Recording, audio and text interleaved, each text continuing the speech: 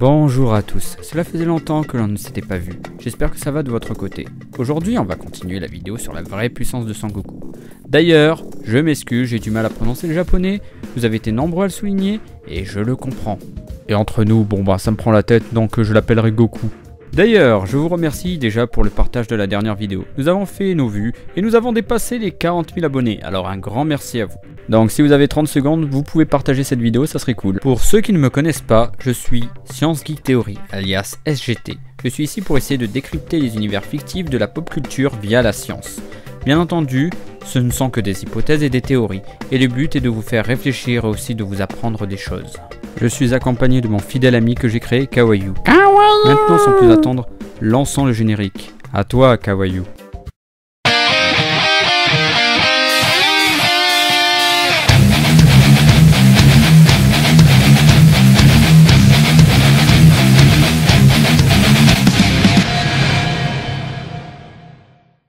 Bon, nous revoilà pour la suite. J'ai mis 5 semaines à faire cette vidéo car j'ai eu une grippe, une bronchite et j'ai encore mes cordes vocales qui me font très mal. Mais trêve de bavardage, je vous expose ici le plan de la vidéo. Nouveauté à la fin, je mettrai des commentaires pertinents ou pas et j'y répondrai, donc restez jusqu'au bout. Maintenant revenons sur la dernière vidéo. Nous avions estimé que la puissance de Goku tournerait dans cette fourchette de puissance et de vitesse. Et comme on a pu le voir, c'était un peu du nawak, n'importe quoi, étant donné la puissance colossale que Goku dégageait. Au niveau biologique, au niveau scientifique, au niveau physique, ça cassait un peu tous les codes. Mais nous allons continuer pour voir les limites de ce raisonnement. Bien entendu, ce n'est qu'une théorie de ma part, ce ne sont que des hypothèses, et ce n'est pas la vérité. Il n'y a que Akira Toriyama qui détient la vérité vraie, car ceci est le but de la chaîne. Expliquer des choses via la science, essayer de comprendre et aussi de voir s'il y a par exemple des niveaux de puissance complètement pétés et voir à combien, à quelle fourchette cette puissance serait estimée. D'ailleurs, beaucoup de personnes m'ont dit que mes calculs n'avaient aucun sens, car j'utilisais un raisonnement archaïque et sans logique. Mais pourtant, je me suis basé sur des données officielles de l'auteur. Même si un doute persiste sur les multiplicateurs, dans les sources sortent que c'est Akira Toriyama lui-même et d'autres qui disent que ça viendrait de la Toei Animation.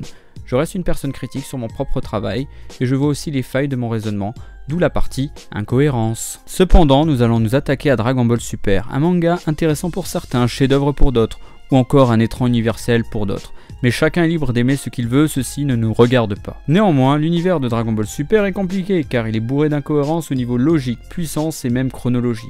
Et comme vous aimez que je souffre, je me suis tapé 3 fois l'anime et j'ai acheté les tomes. D'ailleurs merci l'argent de Utip, ce qui m'a rendu un petit peu malade aussi.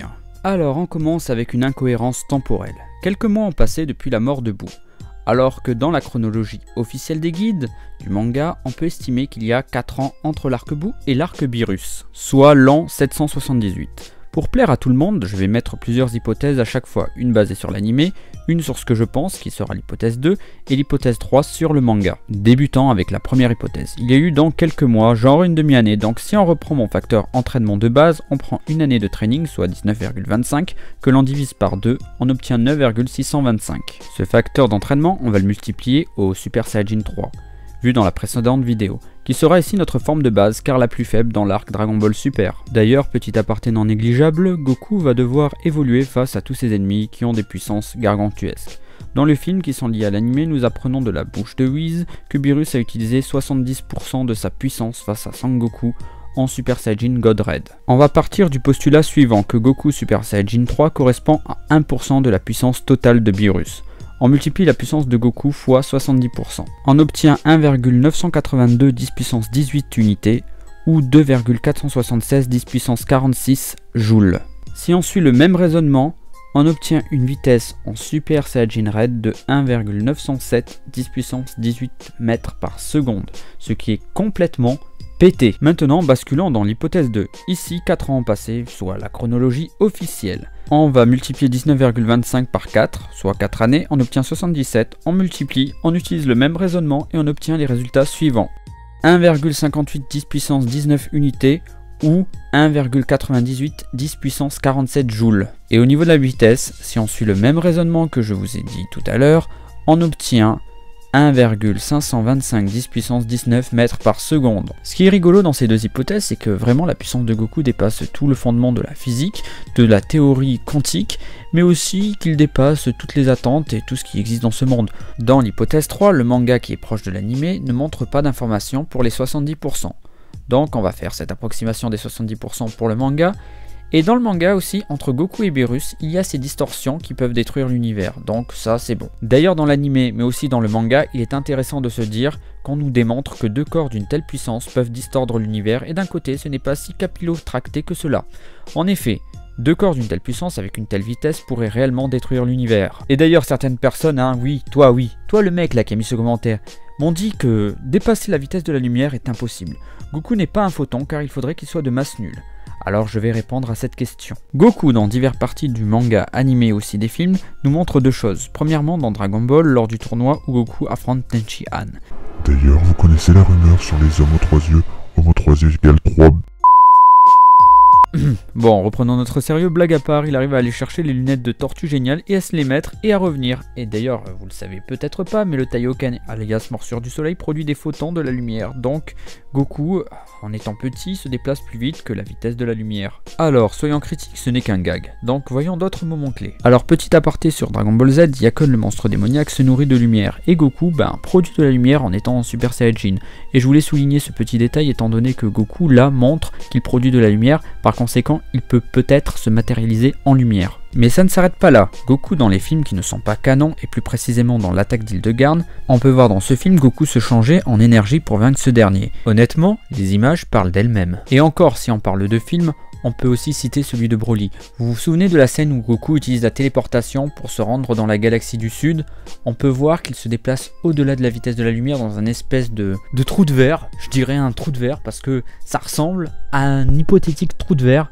Donc ça pourrait être ça, et donc il pourrait se déplacer au-delà de la vitesse de la lumière, car dans la théorie quantique, les trous de verre permettraient de s'affranchir de la limitation de la vitesse de la lumière. Actuellement, il existe une nouvelle scène montrant que les personnages dans Dragon Ball Super se déplacent au-delà de la vitesse de la lumière.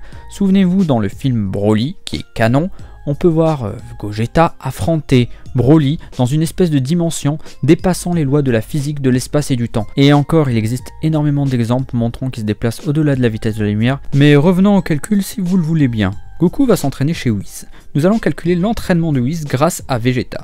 Nous allons prendre le niveau de Goku SSJ2 dans l'arc bout. Entre l'arc Beerus et Golden Frieza, il y a un an environ. Et pourquoi donc un an? Tout d'abord parce que selon les guides, Pan est né en l'an 779, et à moins que Videl soit un éléphant, il y a 9 mois pour qu'un enfant arrive au monde, dans le monde des humains. Blague à part, au vu de l'âge de Pan, qui a quelques mois... Excuse-moi SCT, mais on dit Pan et pas Pan.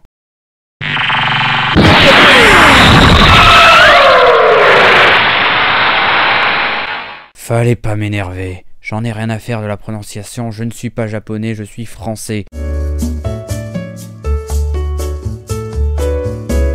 Bon, on va revenir à nos moutons. Il y a un an entre l'arc Beerus et l'arc Golden Frieza. On aurait pu utiliser l'entraînement de Goku avec le multiplicateur de 19,25 que j'avais mis dans l'ancienne vidéo, mais là c'est non, car on a l'entraînement de Whis, et on va avoir un nouveau multiplicateur qui va nous être utile. Donc Vegeta va passer dans SSJ2 à un Gold Blue. Donc voici un récapitulatif des différentes hypothèses que nous avons vues. Alors pour rappel, on a 7,354 10 puissance 14 unités en SSJ2 que l'on va multiplier selon les hypothèses par différents facteurs. On obtient les résultats suivants avec une fourchette entre 1,4 à 5,6 10 puissance 16 unités. Alors soit l'hypothèse 1, Vegeta avec 1,41 10 puissance 16 unités qui équivaut à 100%. On va prendre 75% de la puissance de Beerus via la puissance de Goku vue au début, ce qui fait 2,124 10 puissance 18. On obtient soit une augmentation de 14 904%. Ouais, c'est ultra pété. Maintenant, si on prend l'hypothèse 2, on obtient 5,66 10 puissance 16 unités qui équivaut à 100%. On refait le même raisonnement et on obtient 3751%. Ok, ultra pété encore une fois. Ce qui équivaut à une augmentation quand même de 3651%. On obtient donc environ 2 multiplicateurs, soit 150,04, soit 37,51. C'est juste nawak. Mais tous ces calculs ne servent à rien pour l'instant car nous avons une limite qui est celle de Beerus. Donc jusqu'au tournoi du pouvoir, on est obligé de se fier à Beerus. Après, si on fait un tour sur l'arc Golden, à part le combat bout du slip avec Goku qui craint les rayons laser, ouais, il craint les rayons laser, regarde, Cyclope, ouais, il met Goku en PLS. Alors que 20 minutes avant, il arrive à dévier un rayon de Freezer juste avec sa main. c'est vraiment nawak. Sinon après ça on a le tournoi entre Champa et Beerus et on nous sort le Blue Kaioken x20, ok. Mais à part ça, rien à retenir, à part 8, mais bon on s'en fout. Que ce soit dans l'anime ou dans le manga. Hein. Sinon l'arc Zamasu. Alors ici on a le Hakai dans le manga pour Goku et le Végéto Blue. D'ailleurs beaucoup en commentaire se sont offusqués de voir Zamasu fusionner qui est inférieur en puissance à Beerus. Alors il est temps de remettre les pendules à l'heure. Alors je vais expliquer très rapidement et le plus simplement possible comment ça marche. Voici Black Goku, sa puissance est de 1 million d'unités. Attention, ceci n'est un exemple grossier, c'est pour expliquer, alors casse pas la tête. Zamasu lui a une puissance de 150 000. Donc lorsqu'il fusionne, si on se souvient, Goku a fait une addition et on obtenait la puissance de la fusion qui est ici de 1 150 000. Donc maintenant, si Goku a une puissance de 1 million comme Black et que Vegeta a une puissance de 800 000, on a un Végéto avec une puissance de 1 800 000. Donc il est supérieur à Black Zamasu fusionné, mais on est loin de la puissance de Beerus. D'ailleurs dans le manga, Beerus met une PLS à Vegeta qui doit tourner à 78% de sa puissance totale.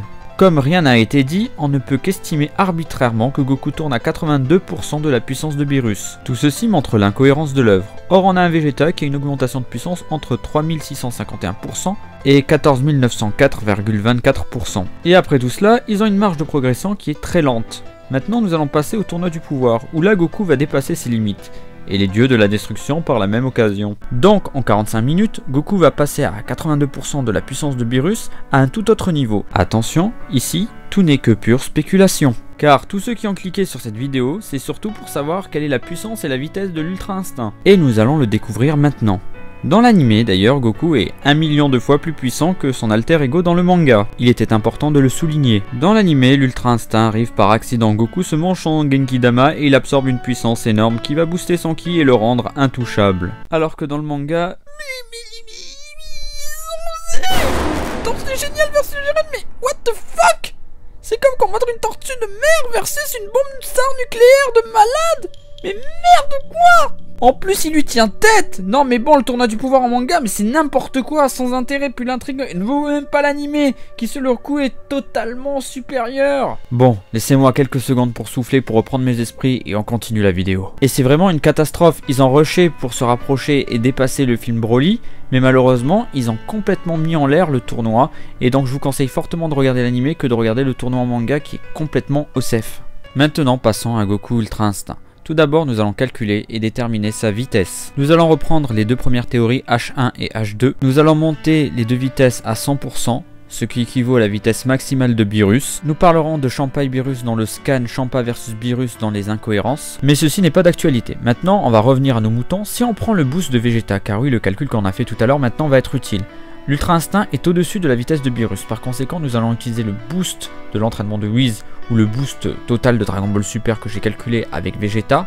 Et nous allons émettre des théories vis-à-vis de la vitesse et la puissance de l'Ultra Instinct. Maintenant, vous avez compris pourquoi tout à l'heure nous avons fait ce calcul.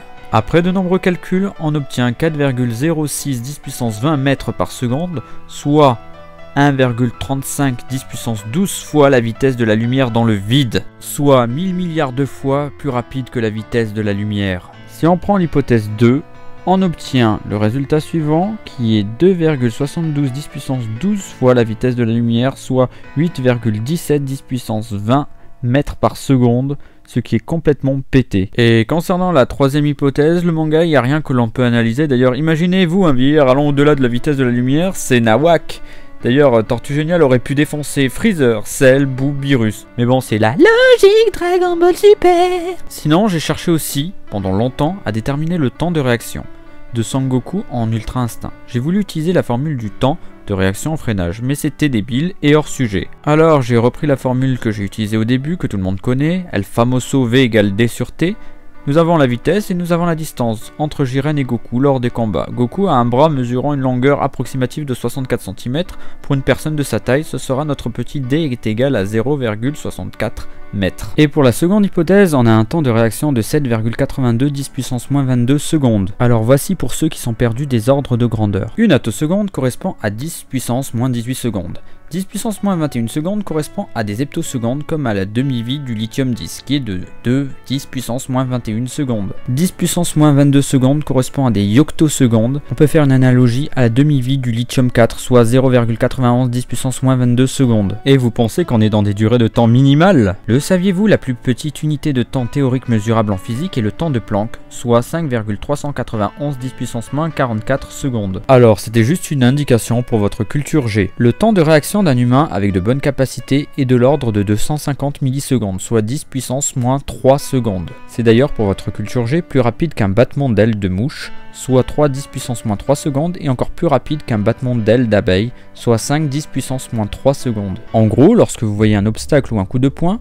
le signal va être envoyé à votre cerveau qui va ordonner une réponse à vos muscles pour pouvoir éviter le coup. Mais si la vitesse de l'objet en face dépasse votre temps de réaction, vous ne pouvez pas éviter le coup. Aïe, j'ai mal. Pour l'ultra instinct, les sens sont tellement aiguisés, telle une lame de rasoir, que Goku a un temps de réaction divin. D'ailleurs, sous cette forme, il n'a pas comme nous ce processus entre le stimulus, le cerveau et ses muscles, car son corps lit les trajectoires des coups de poing et il peut facilement les éviter, comme les balles, n'est-ce pas? Je vous ai comparé selon nos deux hypothèses le temps de réaction de Goku Ultra Instinct face au temps de réaction d'un humain normal. On peut voir que le temps de réaction de Goku en Ultra Instinct est 100 milliards de fois plus rapide qu'un humain normal. C'est une vitesse de malade mental, ça casse tout, c'est divinement n'importe quoi. On se posera, j'espère, un jour la question de savoir si Goku Ultra Instinct est plus fort que Flash. J'aimerais votre avis en commentaire, donc soyez nombreux à commenter. Pour finir, calculons la puissance de Son Goku avec nos hypothèses. La numéro 1 nous donne, avec l'augmentation de 14 904,24%, un résultat de 5,27 10 puissance 48 joules,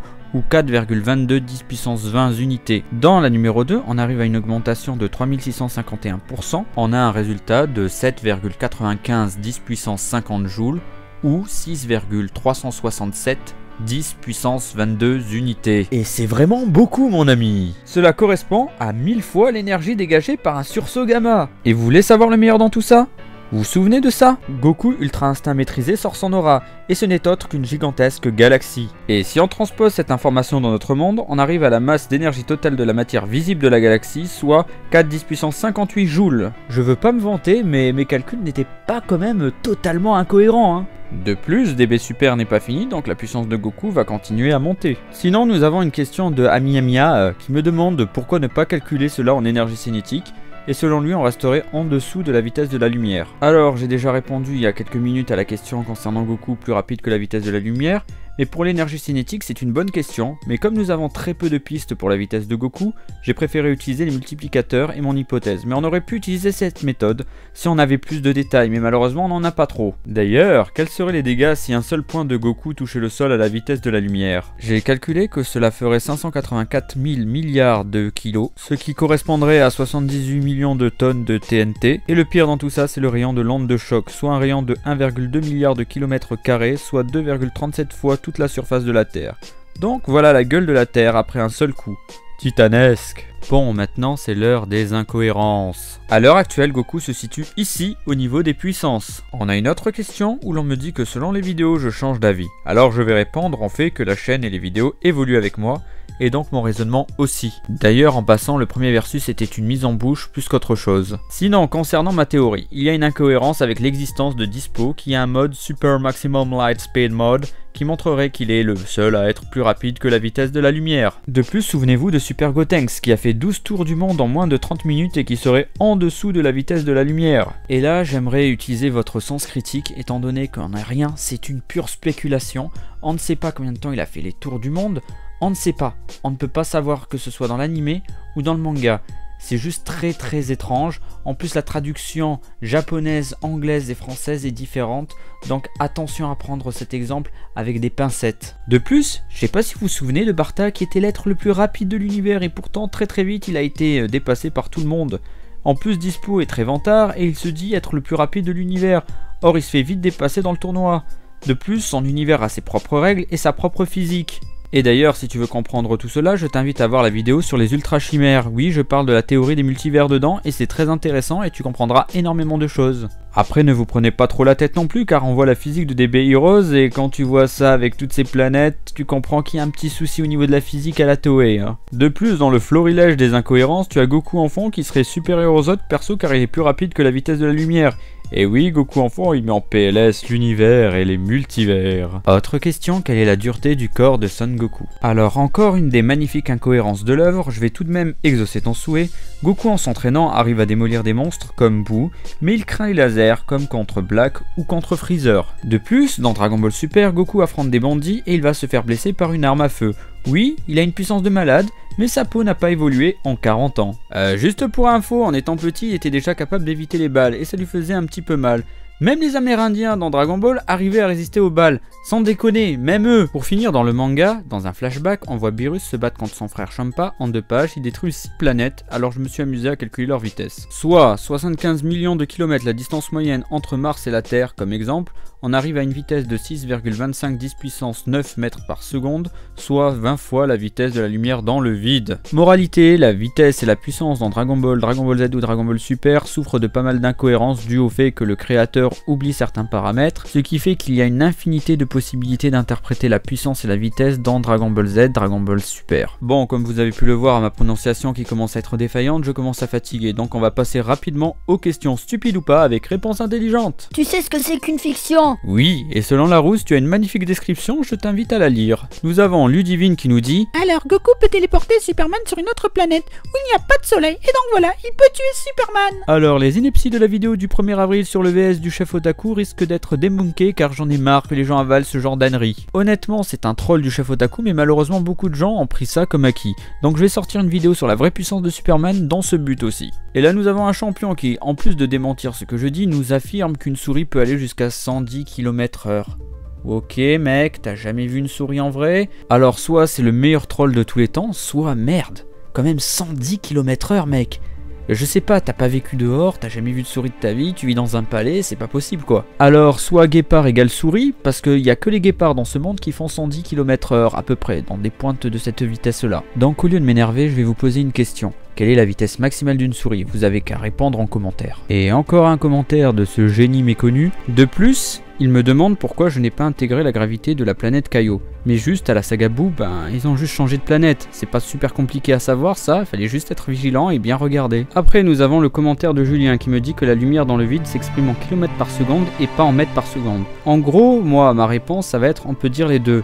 Voici la définition d'ailleurs. Après nous avons un magnifique commentaire qui me dit: Commence déjà par réviser les joules et watts, car un joule c'est watt seconde et non watt par seconde. Alors là, je m'excuse, c'est mon abus de langage. Quand je dis watt par seconde dans ma tête, c'est des watts secondes, donc voilà, désolé. Bon, c'était la dernière question, on arrête les questions aujourd'hui. La vidéo concernant la puissance de Superman sortira dans 1 mois et demi environ, et le VS Ultime sortira entre les 45 000 abos et 50 000 abos. Comme ça me laisse le temps de le faire, et aussi aux youtubeurs qui s'occupent des effets 3D, de finir tranquillement. Si vous voulez me soutenir et aider la chaîne, partagez à fond, likez à fond, tu peux me faire un don si tu veux sur Utip, ou regarder des pubs gratuitement, et voilà, bref, à très vite les amis.